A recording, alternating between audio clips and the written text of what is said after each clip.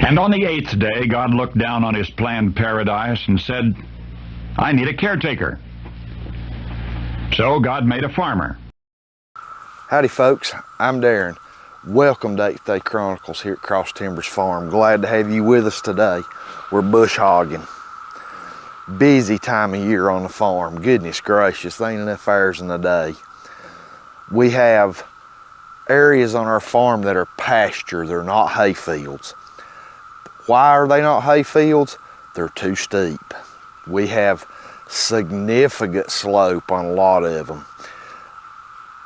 If you was on these hillsides and these steep hills with a tractor and a bush hog behind the tractor, there might be some folks out there could do it. I'm not one of them.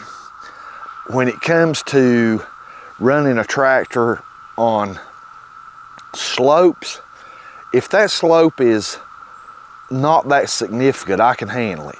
Some of our hay fields that we bale hay on are got somewhat of a good slope to them, but they're not steep. We have other areas of our fields that are designated for pasture land for livestock, which we don't have at the moment and have not had this year any livestock on this farm other than chickens.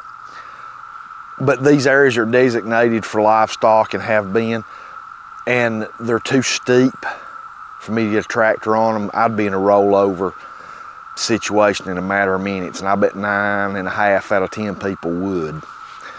It's dangerous. There's no hay worth your life.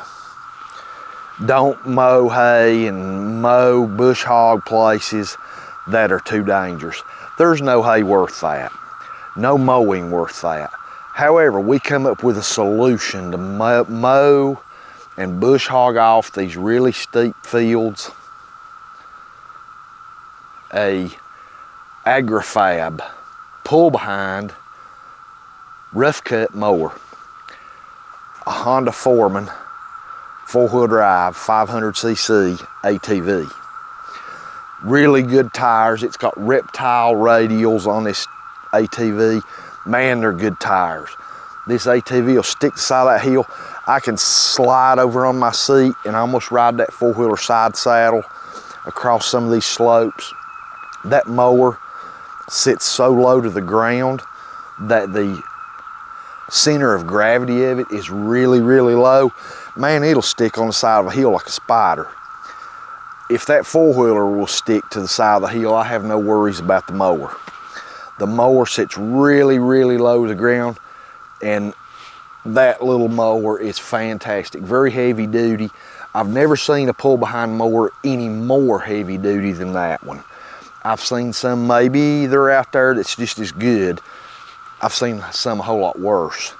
None any better than that one. And to my knowledge, Agri-Fab does not build that anymore. Has not built it in a long time. We've owned this mower probably 15 years, and it's probably a 20-year-old mower. We bought it used. The guy we bought it from had owned it about 4 years, and we've had it 15, so it's right at 20 years old. Fantastic mower. All right, we're gonna get started mowing off some of these steep sections. I wished we was cutting hay, but we're not. It's supposed to rain again tomorrow. We're hoping maybe to cut Saturday. Today's Wednesday. I've been watching the forecast. Man, I'm telling you intently, multiple times a day. It's looking like we might be able to cut hay Saturday and have a good 7 to 8 day window, it's looking like. I don't think we'd need 8 days, but it's looking like that's the window. So we got our fingers crossed, and if it's the good Lord's will and the creek don't rise, we're gonna cut hay probably Saturday. But for today, we're mowing off these steep sections we can't cut for hay. And my goodness, I wish we could cut these for hay, because you talk about some good ground and some good grass already growing on them. We feed hay, we did for years, to our animals. Horses, my daughter had quarter horses in here. Then we had a meat goat herd of about 27 animals. Then we had a dairy goat herd in here for a while, and they ate our hay, which is prime quality hay, and then whatever seeds is in that hay, you know how it works, goes through their system and out the other end, the grass comes up in other places. I want you to look, I'm gonna step right here. Here's a piece of orchard grass, look at that.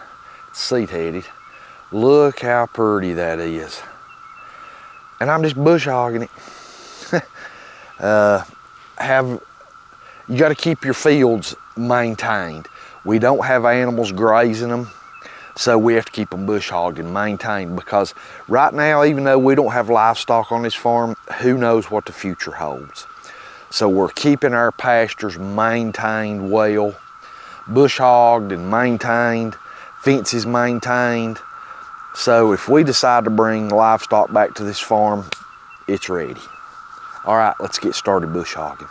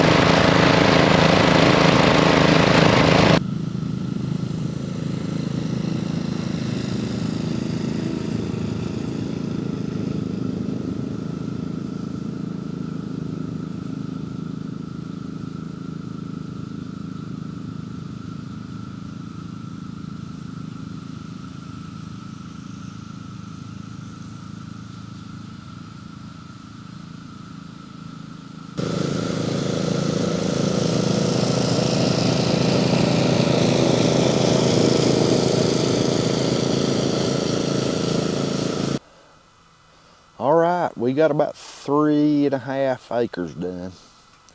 Sit down here in the shade to take a break, and then the sun went under. We got some high clouds. It was supposed to rain today, according to the Weather Channel, and the local weatherman too. Like 75–80% chance of rain today, and unless it rained before daylight, it ain't rained a drop here today. Matter of fact, the sun's been out most of the day, and it's been hot. I mean hot. I parked here when I finished this field before I started on the next one to take me a break in the shade. Now the sun's gone down. Maybe it's gonna rain this evening, I don't know, but it don't look like it. There's just some high passing clouds. But this field's done, and we got one more larger section to go. And if you're ever interested in one of these pull behind mowers, and you buy a rough cut, a bush hog type, one to cut down, you know, saplings and twigs and rougher stuff, briars, don't expect a finish cut type cut. Don't expect that thing to cut like a lawnmower, because that's what it's not designed for. It's got swing blades under it and a stump jumper designed to cut heavy, a little bit heavier stuff. And it don't do the very best job cutting down just fields. It's better suited for, you know, saplings and briar thickets and things like that. But it does a very satisfactory job just keeping these fields looking good. And it leaves kind of a rough, ragged looking cut, but it cuts it. That's all that matters. And out in these pastures, I don't mind if there's twigs, you know, left around here and there and yonder everywhere. Just so they're cut down. It'll cut some of them, and some, you'll see some twigs sticking up where it looked like some of the grass that it pushed down, that the four-wheeler tires pushed down. It didn't cut that really that great. And that's usually where it don't cut good, is in the tracks of the four-wheeler tires. And you can offset this mower. It has adjustments to offset it. That would be fantastic if you're mowing on level land. Offsetting that thing on hills like this would be super, super dangerous. You could pull your four-wheeler over.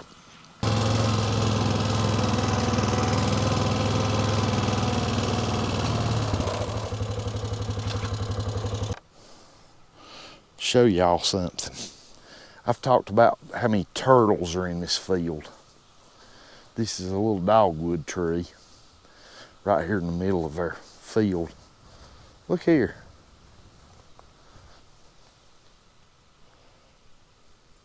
Hello, Fred.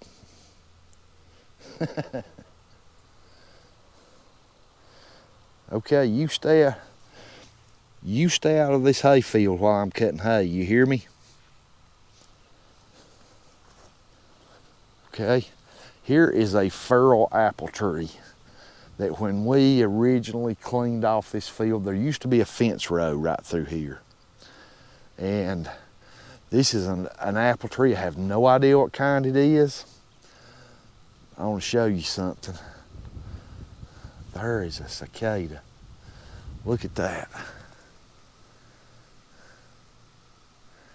Man, ain't them ugly.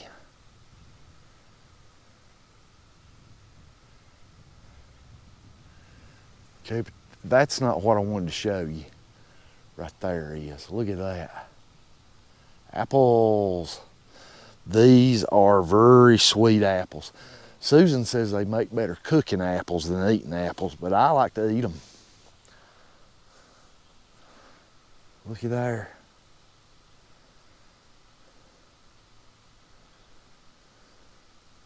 It's loaded. I mean, not just terribly loaded, but there's plenty of apples on it. Everywhere. If you get to looking. Now look at the cicadas. There's another one. Man, them's ugly things. I hope they don't damage our apples.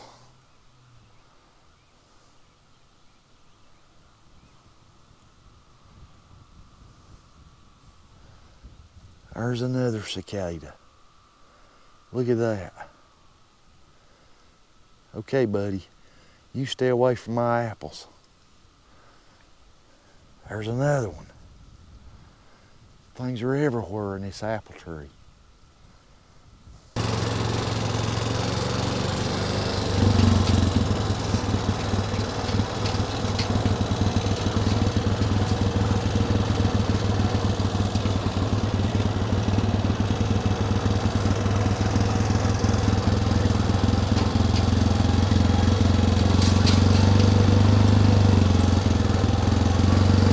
Boy, it's steep right there.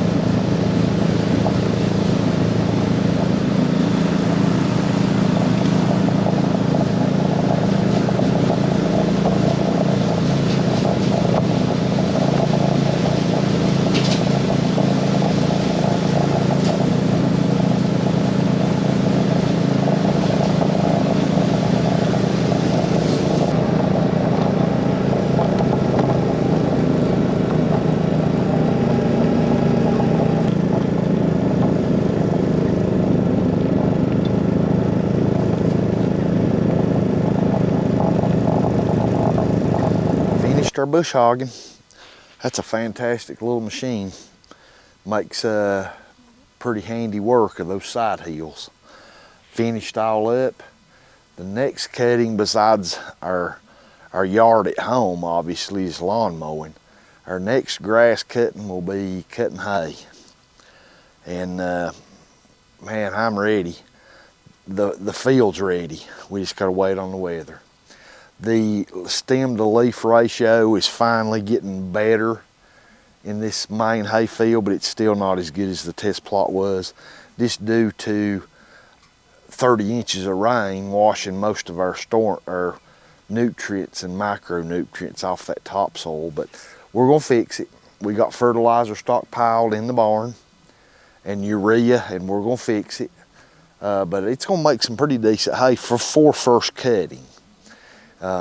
We're just waiting.